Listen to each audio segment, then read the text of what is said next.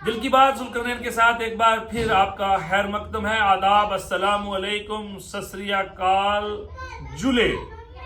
आज बात करूंगा लद्दाख की, वो लद्दाख जहां मुझे भी जाने का मौका मिला, वो लद्दाख जो अमन और शांति का सबसे बड़ा सरजमीन हिंदुस्तान के ऊपर अपने आप में एक मिसाल, वो लद्दाख जिसके अंदर कभी वायलेंस देखने को नहीं मिला, वो लद्दाख जिसकी अपनी पहचान, अपनी आइडेंटिटी, अपना कल्चर, अपनी सखावत और उसके साथ साथ अमन और शांति, जहां पर करगिल वार भी हुआ, लद्दाख की वो सरहद जो चाइना के साथ मिलती है, लद्दाख हिंदुस्तान का हिस्सा था, है और रहेगा। लेकिन वहां की लीडरशिप, वहां का विजन, वहां की सोच अपने आप में ये साबित कर गई कि 5 अगस्त का लिया हुआ फैसला से वो मुतमय्यन नहीं है। सोनम वांगचुक वहां की एक बहुत बड़ी आवाज है, जिन्होंने time and again government of India से ये कहा कि लद्दाख को स्टेटहुड का दर्जा दिया जाए, स्पेशल स्टेटस दिया जाए, वहां की लेजिस्लेटिव असेंबली होनी चाहिए, वहां पर 6 शेड्यूल कॉन्स्टिट्यूशन ऑफ इंडिया जो कि पूरे देश के अंदर लागू है, लद्दाख के अंदर भी लागू होना चाहिए। उसके अंदर जितने राइट्स हैं, जो बेनिफिट हैं, वो लद्दाख को भी मिलने चाहिए। तो क्या गलत था? आज से कबल 1 साल पहले सोनम वांगचुक दिल्ली चले गए, वहां अपनी डिमांड को लेकर धरने पर बैठे, हंगर स्ट्राइक की, जिसके आप और हम सब लोग गवाह हैं। फिर गवर्नमेंट ऑफ इंडिया के कुछ लोग आए, उन्होंने आश्वासन दिया कि आप हंगर स्ट्राइक से उठ जाइए, आपकी इन डिमांड्स को government of India peacefully resolve करेगी, आपके मामले का हल होगा। लेकिन 1 साल गुजर गया, वादा पूरा नहीं हुआ, तो सोनम वांगचुक साहब ने तय किया कि मैं अपने लोगों के लिए अनशन पर बैठूंगा, यानी कि हंगर स्ट्राइक लद्दाख में शुरू की गई। लगभग 15 दिन सरकार से ये गुजारिश की जा रही थी कि डिमांड्स को फुलफिल किया जाए, और पहली डिमांड थी 6 शेड्यूल कॉन्स्टिट्यूशन ऑफ इंडिया को लद्दाख में लागू किया जाए, जिसमें स्पेशल स्टेटस की बात है, जिसमें कल्चर और आइडेंटिटी की प्रिजर्वेशन की बात है, जिसमें ट्राइबल कम्युनिटी के जो राइट्स हैं उनकी बात है, और लेजिस्लेटिव असेंबली लद्दाख को दिया जाए, लद्दाख को स्टेटहुड का दर्जा दिया जाए। इन तमाम बातों को लेकर 15 दिन से वो धरने पर बैठे हुए थे। लद्दाख में कोई भी आए, सोनम वांगचुक साहब से मिले बिना जा नहीं सकता। और अभी चंद महीने पहले भारतीय जनता पार्टी ने यह फैसला किया कि कविंदर गुप्ता जी, जो कि जम्मू के अंदर स्पीकर भी रहे हैं, भारतीय जनता पार्टी के लीडर हैं, उनको लेफ्टिनेंट गवर्नर भी लद्दाख का अपॉइंट कर दिया गया। अब वो जम्मू से वहां पहुंच गए, लेकिन लद्दाख नहीं रुका। लद्दाख यही कह रहा था कि आखिर हमारी डिमांड्स को कौन फुलफिल करेगा। 15 दिन धरने के ऊपर बैठे हुए, पीसफुली अपनी डिमांड्स को हाईलाइट करते हुए यही गुजारिश कर रहे थे कि हमारी डिमांड्स को फुलफिल किया जाए। लेकिन 15 दिन के बाद पूरे देश ने देखा जो कल हुआ। 4 लोगों की जान चली गई, जिनके ऊपर गोलियां चलाई गई, जिनके ऊपर अत्याचार हुआ।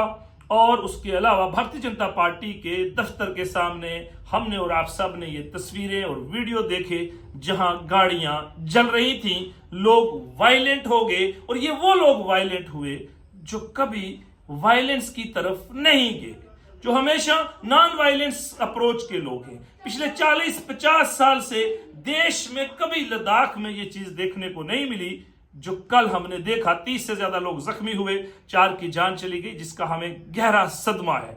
लद्दाख हमारा हिस्सा जम्मू कश्मीर के साथ रहा। 5 अगस्त 2019 को टुकड़े टुकड़े जम्मू कश्मीर की रियासत के हुए, लद्दाख को अलग से यूनियन टेरिटरी हो गया। और मैं ये समझता हूं कि लद्दाख अलग यूनियन टेरिटरी बनने से खुश नहीं हुआ, यानी कि गवर्नमेंट ऑफ इंडिया का ये फैसला कि जम्मू कश्मीर के 2 टुकड़े किए गए, स्टेट को यूटी में तब्दील किया गया, और फिर 2 यूटियां बनाई गई, UT of Jammu Kashmir and UT of Ladakh. क्या गलत था? कानून की बात कर रहे थे। कॉन्स्टिट्यूशन ऑफ इंडिया के अंदर जो राइट, जो 6 शेड्यूल है, वो अगर पूरे देश में लागू, तो why not in Jammu and Kashmir and Ladakh. Jammu Kashmir बड़ा पीसफुली, यहां के हमारे चीफ मिनिस्टर उमर अब्दुल्ला साहब बिल्कुल पीसफुली गवर्नमेंट ऑफ इंडिया से बार बार गुजारिश कर रहे हैं कि स्टेटहुड का दर्जा दिया जाए। पीसफुली यहां लोग भी कह रहे हैं कि जम्मू कश्मीर को स्टेटहुड का दर्जा मिलना चाहिए। On the floor of the house of the parliament हमारे होम मिनिस्टर अमित शाह साहब ने कहा जम्मू कश्मीर को हम स्टेटहुड का दर्जा देंगे। सुप्रीम कोर्ट ने कह दिया कि स्टेटहुड का दर्जा जम्मू कश्मीर को मिलना चाहिए। उसके बावजूद आप देख लीजिए कि आज भी इस चीज का इंतजार, लोग सड़कों पर नहीं आ रहे, गुजारिश कर रहे हैं, पुरअमन है, लेकिन सुनवाई नहीं है। और इसी लिहाज से मुझे तो लिहाजा जब अमन से बात नहीं बनी, प्यार से बात नहीं बनी और बींगा नॉन वायलेंट तरीके से जो अपनी डिमांड को हाईलाइट कर रहे थे, उससे जब बात नहीं बनी तो जो सबसे नॉन वायलेंट कौम है वो वायलेंट के रास्ते पे चली गई। आग हमें लद्दाख में देखने को नहीं मिली, पत्थरबाजी हमें लद्दाख में कभी देखने को नहीं मिली।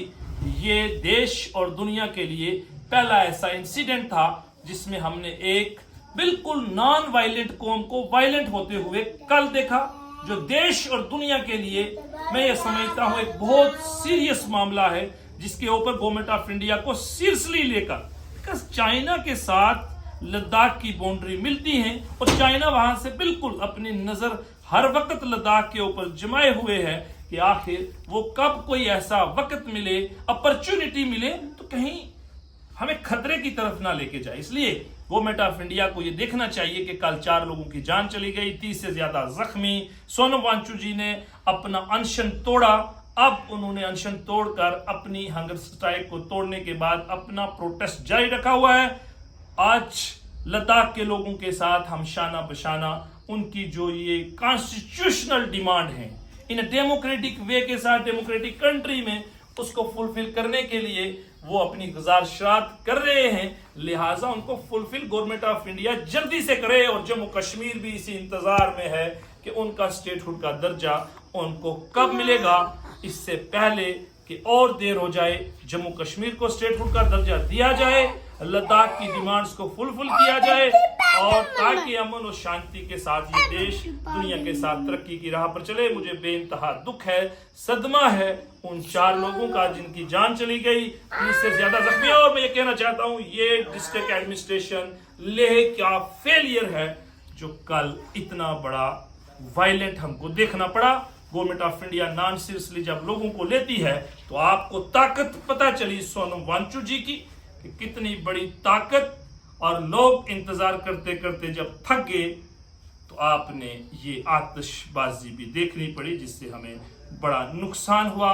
भारतीय जनता पार्टी का दफ्तर नहीं जलना चाहिए था, उसके सामने ये आग नहीं लगनी चाहिए थी हमारी, लेकिन उसके बावजूद ये सारा सिलसिला हुआ जिसका हमें बेहद दुख है, सदमा है। लेकिन गवर्नमेंट ऑफ इंडिया से आज मैं इस वीडियो के माध्यम से यही गुजारिश करना चाहता हूं, जम्मू कश्मीर हो या लद्दाख, उनको एक नजर से देखा जाए।